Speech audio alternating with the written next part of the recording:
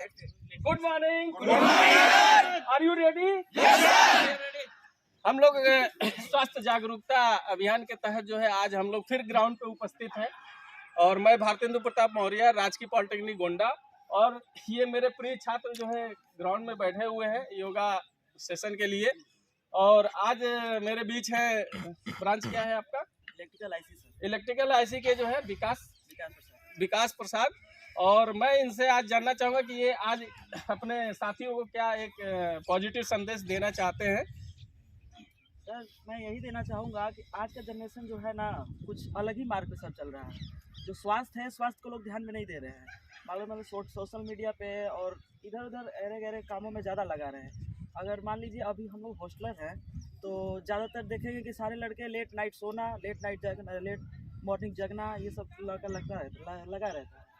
तो आप जो ये काम करा रहे हैं, इससे हम लोग का ये हो रहा है कि सुबह सुबह मॉर्निंग में हम लोग उठ जा रहे हैं और उठने की वजह से हम लोग का माइंड थोड़ा फ्रेश रह रहा है। दिन भर पूरा समझ लीजिए हेल्थी फील हो रहा है, एनर्जी फुल फील हो रहा है। तो हम लोग को यही कहना चाहिए कि अपने डेली रूटीन में 1 घंटा जरूर अपने स्वास्थ्य के लिए, अपने शरीर के लिए दिया जाए, क्योंकि यही जब नहीं ठीक रहेगा तो सर पढ़ाई सब बेकार हो जाएगी।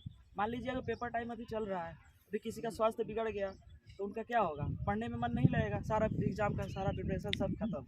तो मैं यही कहना चाहूँगा कि अपने लाइफ में मतलब 24 घंटे है, उसमें 1 घंटा बस अपने हेल्थ के लिए दे, कभी दे, शाम दे या सुबह दे, एक टाइम अपने रूटीन में ये ऐड करें। तो अभी सौरभ, तो ये हमारे बीच ऋषभ सिंह है और ब्रांच क्या है आपका? इलेक्ट्रिकल इंजीनियरिंग के, और बहुत होनहार छात्र हैं अपने राजकीय पॉलिटेक्निक गोंडा के। और शरीर से भी देखेंगे कि बहुत होनहार और लंबे चौड़े दिख रहे हैं। और काफ़ी इनका पेट जो है, जब यहाँ पे इन्होंने एडमिशन लिया था तो निकला हुआ था, और इन्होंने जो है काफ़ी मेहनत करके अपने पेट को अंदर किया है और आप देखेंगे कि एकदम स्लिम दिख रहे हैं, ठीक है ना। तो मैं इनसे ये जानना चाहूँगा और प्रयास कर रहा हूँ जानने का कि अपने जीवन में टाइम पंचुअलिटी का क्या महत्व है। सर, पहले तो आपको सुप्रभात और हमारे सारे मित्रों को सुप्रभात। और सर आपको धन्यवाद, क्योंकि मैं इस लायक नहीं हूँ कि मेरी इतनी पढ़ाई की जाए। मेरा कोई उद्देश्य नहीं है, क्योंकि मैं एक पिंड के आकार का हूँ, क्योंकि मेरा कोई आकार नहीं है, क्योंकि वो आकार आप लोग देंगे। और सर आपने जो ये जागरूकता अभियान शुरू किया है सर, ये हम लोग ये पढ़ते तभी भी होता था, लेकिन इस एनर्जी के साथ नहीं होता था कभी।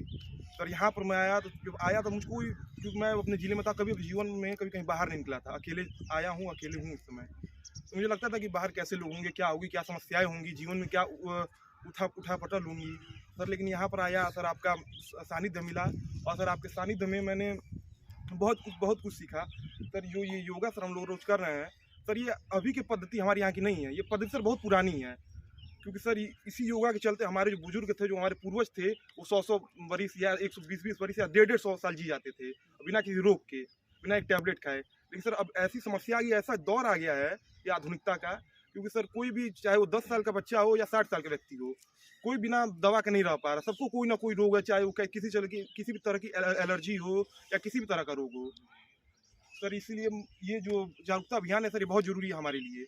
अगर सर इसको हम रेगुलरिटी के साथ करेंगे और इसको अपने जीवन में ढाल लेंगे तो ये हमारे जीवन को एक लंबा खींचेगी और हम लोग अच्छा स्वस्थ जीवन जी पाएंगे। तो मैं एक छोटी सी बात जानना चाहूँगा कि छात्र जीवन में समय का क्या महत्व है? सर छात्र जीवन में सर समय का बहुत बड़ा महत्व है, क्योंकि सर जो छात्र जीवन है ये एक तरह का तपस्या का जीवन है, जो हमारे मंत्रों में भी कहा गया है, काग चिष्टम बको ध्यानम स्वान निद्या तथा विच अल्पहारी गृह त्यागी विद्यार्थी पंच लक्षणम। इसका अर्थ ये है कि स्वान निद्रा, कुत्ते की तरह सो, काग चिष्टम का सर मतलब एक कौवे की तरह वाचाल बनो। भाई कुछ भी पूछना हो तो कई लोग को हम देखते हैं सर, कोई कुछ भी पूछना तो शर्माते हैं कि भाई बेइज्जती हो जाएगी, कुछ हो जाएगा। सर ये तो नहीं होना चाहिए छात्र में। स्वान निद्रा सर कुत्ते की तरह सोना चाहिए। अल्पहारी से मतलब कम भोजन कीजिए, अगर गृह त्याग दीजिए, क्योंकि सर गृह अगर हम लोग रहेंगे अपने घर में तो एक मुंह माया बनी रहती है कि पिताजी हैं, माताजी हैं, कोई कार्य करेंगे तो हम लोग को भी अच्छा नहीं लगेगा, भाई वो कर रहे हैं, हम चुपचाप बैठे हुए हैं। तो सर ये बहुत ज़रूरी है कि हमको एक तपस्या करनी है, तो क्योंकि तपस्या का समय है, क्योंकि अभी 2 साल 3-4 साल के बाद हमको यहाँ से निकलना है, तो हम लोग पास तब पढ़ने का समय नहीं रहेगा। उस समय हम पढ़ेंगे तो कोई भी कहेगा कि देखो पढ़ रहा है, अपने माँ बाप का बोझ नहीं उठा रहा है।